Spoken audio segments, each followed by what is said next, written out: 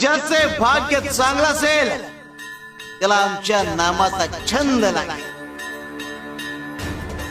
आणि त्याच्या मुखात सतत नाम जप असेल. आमच्या नामाची गोडी निर्माण होईल.